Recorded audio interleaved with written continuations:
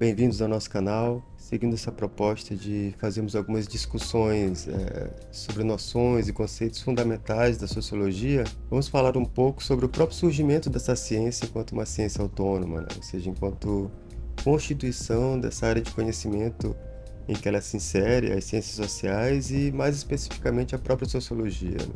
Bom, e é inevitável, quando se fala em nascimento, surgimento da sociologia, não tocar na tríade de autores consagrados, né? Você já deve imaginar que eu estou me referindo então a Karl Marx, Max Weber e Émile Durkheim.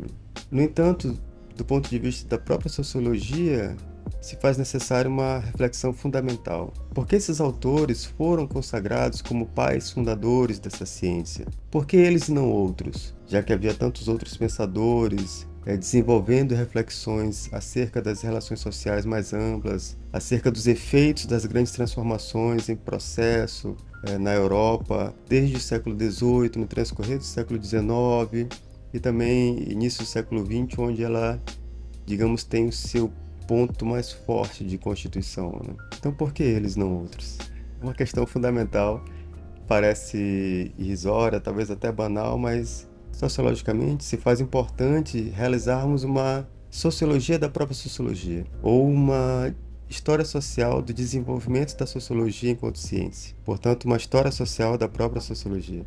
Para esse exercício, então, eu gostaria de fazer uma citação de um grande sociólogo, também francês, chamado Pierre Bourdieu, que nos diz, abre aspas, o progresso do conhecimento, no caso das ciências sociais, supõe um progresso no conhecimento das condições de conhecimento, fecha aspas. É de praxe nos cursos de sociologia no ensino médio e inclusive nos cursos de ciências sociais e sociologia nas universidades, uma localização histórica do surgimento da sociologia em meados do século XIX, destacadamente no final desse século, transitando já para o século XX, dando-se ênfase aos esforços realizados por Karl Marx, nos seus estudos realizados sobre o surgimento e desenvolvimento do capitalismo, também ao Max Weber, destacando o seu trabalho sobre a relação entre o surgimento de uma ética protestante como dimensão fundamental para o surgimento e consolidação do capitalismo, e de modo ainda mais destacado, né, o lugar conferido a Émile Durkheim como uma espécie de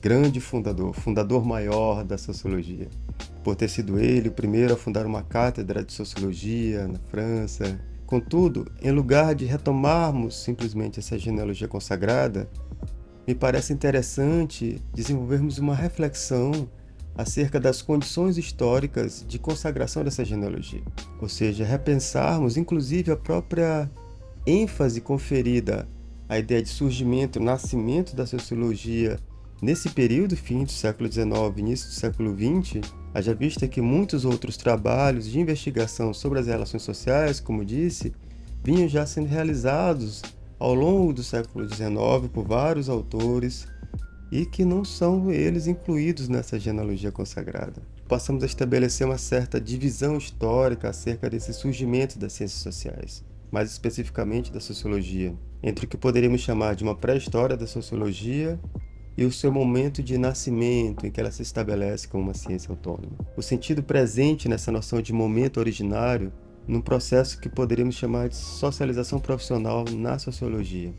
Assim, ficam então indicados já dois pontos centrais na discussão que eu proponho para este vídeo, né? Um acerca da localização histórica, do nascimento, surgimento da sociologia e sua consolidação. Outro acerca do sentido presente nessa ideia de momento originário, como um tipo de consenso que se estabelece como um elemento fundamental no processo de socialização profissional dessa área. Sobre esse primeiro ponto, é importante destacar que a construção histórica faz parte da própria constituição identitária de qualquer área de conhecimento. É por ela que se forma um tipo de consenso em torno de princípios partilhados, de princípios fundamentais, coletivizados no processo de socialização em torno dessa área de conhecimento, de contestações fundadoras que diferenciam uma determinada área de conhecimento em relação a outras. Todas elas, de modos diferentes, obviamente, produziram tipos de reservatórios, ao passo que se afirma então aquele momento originário e as diferenciações da sociologia em relação a outras áreas de conhecimento, afirma-se também um lugar de atuação profissional específico. E nesse passo, acompanhando um processo crescente de institucionalização, de complexificação das atividades, de especialização das atividades, de criação de espaços de atuação profissional. Então, aquela pré-história da sociologia passa então a ser compreendida como um tipo de história que, não calculadamente, podemos esquecer, podemos não tratá-la de forma tão minuciosa, ela já não é tão necessária, ela já não precisa ser retomada com tanto rigor. É preciso dar ênfase agora ao que reconhecemos como uma nova disciplina chamada sociologia.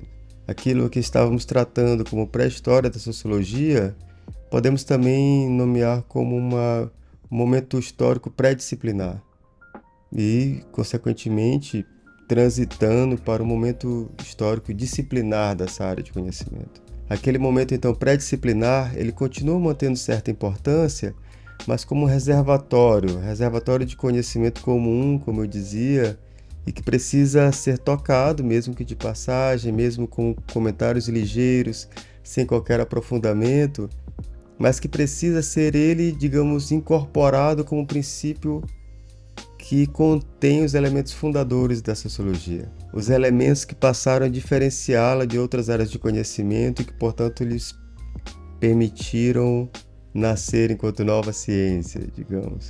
Reivindicando então os textos dos seus fundadores constantemente, reanalisando-os, reimprimindo-os, constituindo grupos especializados na constituição biográfica desses fundadores, na análise de textos descobertos, ou na retomada de novos conceitos, textos que haviam sido deixados de lado no processo de desenvolvimento dessa ciência, reforçando então um constante trabalho de produção de uma genealogia consagrada em torno daqueles personagens reconhecidos como seus pais fundadores.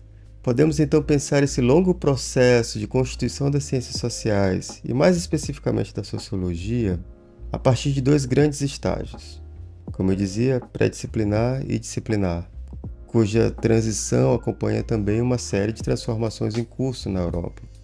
As mudanças em torno da própria concepção de ciência, das atividades intelectuais, dos espaços de edição, publicação, as atividades intelectuais passam a se concentrar no âmbito das universidades, das instituições acadêmicas, das instituições de pesquisa, o que acompanharia um certo processo de estruturação das ciências modernas.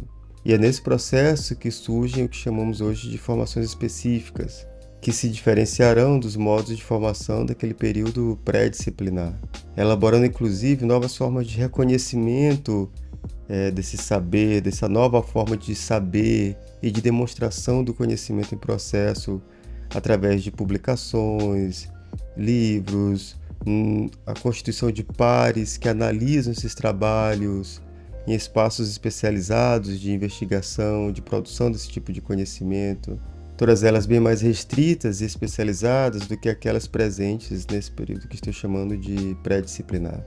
Você já deve estar se perguntando, e quando é que ele vai começar a falar de Marx, de Durkheim e Weber, né? Mas se você compreendeu bem os comentários iniciais desse vídeo, deve ter percebido que o nosso intuito principal é convidá-la a refletir sobre os condicionantes históricos de produção de um tipo de conhecimento acerca das ciências sociais, inclusive tomando por foco de reflexão os motivos pelos quais temos essa tríade de autores estabelecida como pais fundadores de uma ciência cujas origens históricas de sua constituição são relegadas a apontamentos escolares que justificam o lugar mesmo que eles ocupam nesse processo.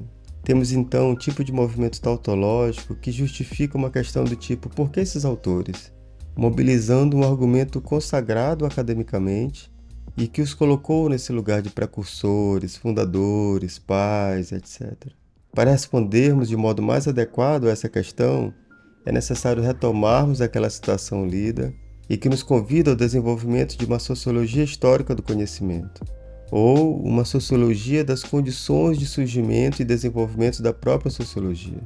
Como exemplo de um trabalho de investigação desenvolvido nessa perspectiva, eu sugiro a leitura do livro Naissance de la Sociologie, que foi recentemente traduzido para o português, sob o título Nascimento da Sociologia. O link para a aquisição desse livro eu vou deixar aqui abaixo na descrição do vídeo. Lembrando que no próximo episódio retomaremos alguns apontamentos acerca da relação entre a constante retomada dessa genealogia consagrada e a forma como a sociologia se afirma sob os constrangimentos da sua utilidade como ciência. E já adianto um pouco sobre a questão central que trataremos no próximo episódio. Afinal, para que serve a sociologia? Por hora vamos ficando por aqui. Muito obrigado pela atenção e um abraço.